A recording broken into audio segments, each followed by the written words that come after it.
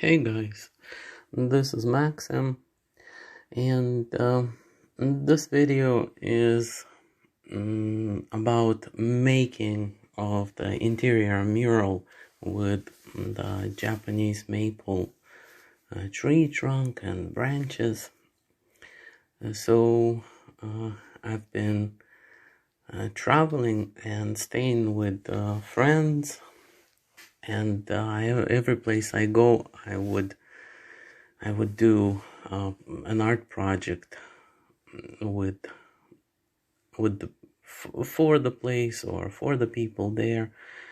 And this one, we had the hosts. They had a couple of ideas in mind, and I took the ideas and I worked with them. We had a few canvases with images already on them, printed canvases, and we decided to use them as the supplies. So I went and I restretched the canvases. I scuffed, scratched them, scored them with sandpaper. I degreased them with alcohol, and I primed them again, and they work quite well. Then in Photoshop, I made up a bunch of layouts, and then we chose this layout the way you see it on the screen. And then there was a theme, so we were thinking, okay, here's like the wish list. We have elements of landscape, tree, leaves, and the background, and what else should we put there? What else can we create there? And I designed a drawing of silhouettes of the figures of the family members, and those made it into the artwork. So once sketching and planning and gathering of reference images was done, I started working on the mural, on the final. And I decided to complete the canvases before I would extend my painting onto the wall surface. So I fastened the canvases together with screws. I pre-drilled some holes and I fastened them, and this connection worked really well. So the canvases are all together, they're really sturdy, and then they're mounted onto the wall with just a couple of screws extending from the wall, anchored and extending, and the surface is nice and workable, and I have a lot of space to stand back from it and to continue evaluating my progress.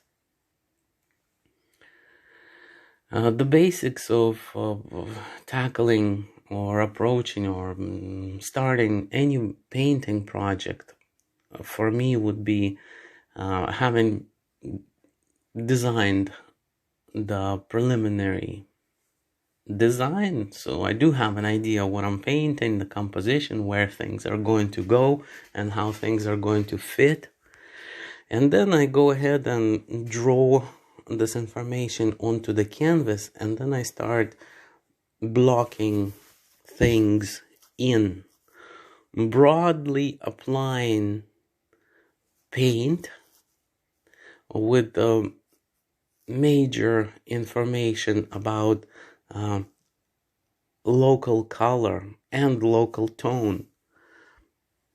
So I'm making things dark, mid-tone, and light. I am pushing and pulling things visually, separating them. And then I am building up some color complexity into it. Think of the work of the Impressionists, the French Impressionists. There is a color surface that's laid in, it's not a fill, it's not a one color fill, it is a surface of strokes and marks and areas of various shades, varieties of the colors. So there's several greens in the grass, there's several browns and reds within the foreground, there's a whole bunch of blue and green and variations of that within the area of the water. And so I am moving from large elements. Once everything is blocked in and I don't have any white space sticking through, the white space would be blinding. It's like seeing a highlight all the time within a painting. So I reserve that towards the end. The finest detail, the lightest highlights, the most colorful areas, they are coming in closer to the end. And for the longest time, I am keeping things uniformed and neutral. There is lots of room for adjusting and changing. There, as I progress and work on this project for a couple of days, I start seeing, oh, I want to move the shore shape of the shore a bit more down, and so on. And this is a layering process. Painting, making something like this, for me, is a layering process. So I'm building it up, and I am attending to all of the areas of the painting fairly equally, not leaving anything out underdeveloped, so that things are moving along in a harmonious way that allows for me to evaluate the entire piece as I progress, as I continue working on it.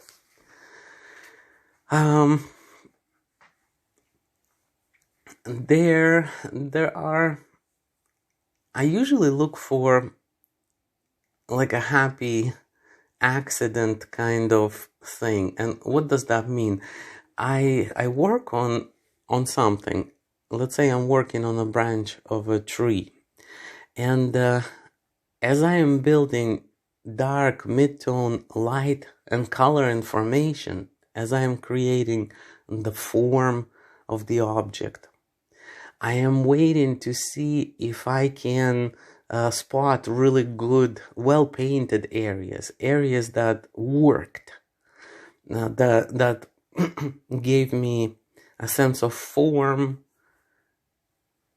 that my brush marks landed well. So I really keenly observe and I look at my progress to find what happened and what happened well, and then I use that as a clue how to do another part. In order to come up with these figures, I drew a sketch, and I also made a cutout, and I painted it with the dark black purple color that I'm using right now, and then I kind of sized it to size, so I had an idea of how big these figures will be based on making a kind of a maquette, a rough representation, and then I placed it in various parts, and then I thought, oh, okay, this is where the figure is going to be, and or wants to be, and this is the roughly the size of for the figures. And then I worked on the figures. I started them with just a figure drawing with linear drawing. Then I created volume, and I added a bit of light and dark definition within the figures. My method of painting is adding and then taking away, adding and then placing a little bit back. So as I place the shape in, like the figure, I also use the background to trim, to cut out, to work from outside right into the shapes of the figures and refine them more. The movement I take is large and predominantly dark areas to go in first, and then I progressively build up the midtone and the light into that, layer over top of that. So wherever I have like a backing, excuse me, a backing of darks, then that would support my lighter greens, let's say, or lighter additions, having the shadow sitting underneath.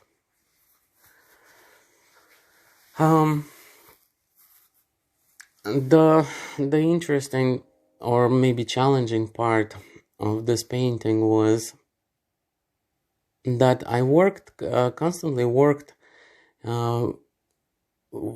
being watched. This is right in a family room. There's a kitchen next to it, and the kids and the family that I'm staying with, they would be always seeing what I've done and what I painted, and there would be lots of jokes and they would tick me off because I found that it's nearly impossible for me to really explain what this is gonna look like and what my vision for the project is until it actually comes to be, until it becomes done, so the picture itself will tell a better story than anything that I could do in this state while I'm working on it. And so I would be placing a shape of highlight, let's say, and then one of the children would say, and what is all that mess? Or what are all those new streaks?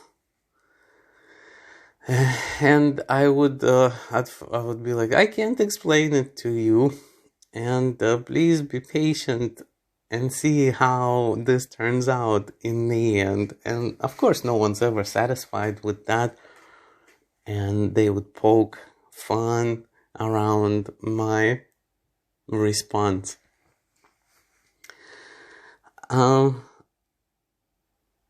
Yeah, and just to create a brand new project right in the environment without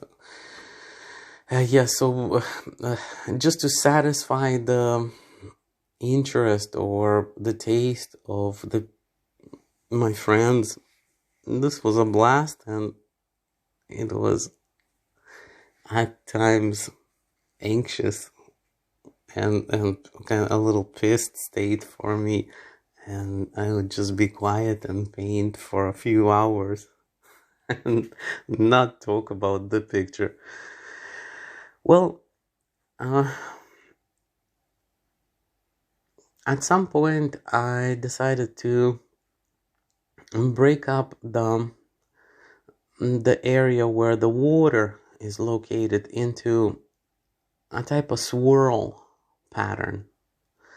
The waves and the water often the wind often moves the water to be a little wavy, and so all of the reflections within the water, they get the wavy form, a wavy feel to them. And that's and then what else is there? The leaves, they got maybe 2-3 layers in places, one of them being the shadow, darker red underneath, and then over top of that I would layer lighter red and orange leaf shapes, and that would start looking like a 3D representation, or they would start gaining some form. The whole project took me roughly 3 weeks to complete, and I worked for anywhere between 2 to 4 hours every other day, and maybe there were a couple of weekends were off as well. So it was fairly light in terms of hours. I would think that maybe roughly it's a 40-hour, a 30-hour project. At some point, in order to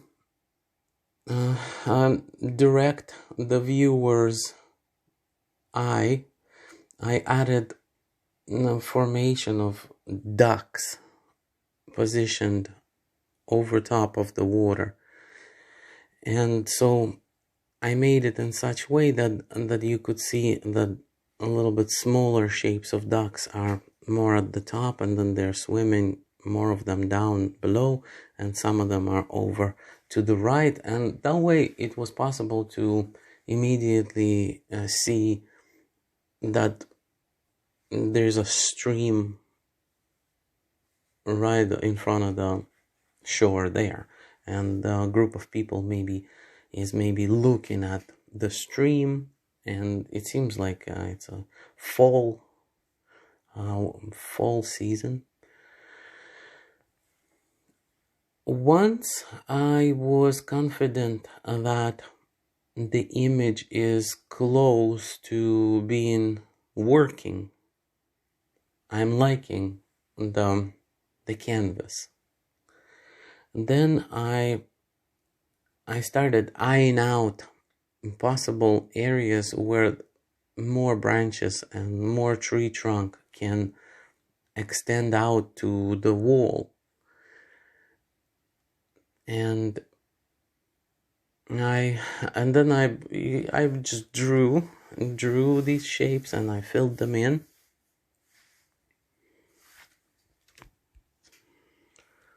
And for most part, I use acrylics that are very common student quality acrylics that I purchase from art supply or stores, or order online, and that gets delivered. Sometimes I add a brighter artist quality, a bit more expensive tub of paint, and usually it would be either a yellow, like a light cadmium yellow, because the ingredients of the cad yellow are so bright, and I would like the vivid, bright quality to the color, and sometimes I use it. In this project, I didn't use any artist quality paint. I used regular student quality paint, and I even added a little bit of we had samples of house paint that that was yellow and red, and I used a little bit of that. I use several brushes, anywhere from big to small, and there are nylon brushes that are a little bit soft, and I like using them when I work with acrylics. They are absorbent and they are flexible enough, and it's possible to place a big area of paint, and it's possible to wipe and wash the brush and use it as a kind of a fan and fade with that. I went to school to learn art, and all the time, I use my art education and experience to resolve these art projects. Like, let's say the edges of everything I paint, I would fade the edges a little bit and make them soft. And there's hard edge, there's soft edge. I use soft edge most of the time for illustrative or representational paintings that show actual objects, represent reality. So I soften edges, I build up everything from dark to mid-tone to light.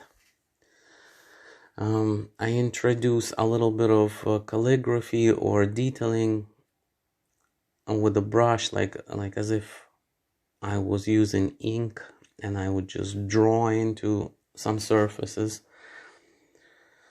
And then at some point the project is complete, and now we are looking at the project together as my stay is almost over here. And we were thinking what else to improve, what else to add, maybe a couple more leaves flying around, maybe work on some branches that look a little abrupt. There's one on the top left that still needs a little work. Overall, I am pleased with how the image and how the mural is working within the interior. It has to complement it. Thanks for watching. Bye.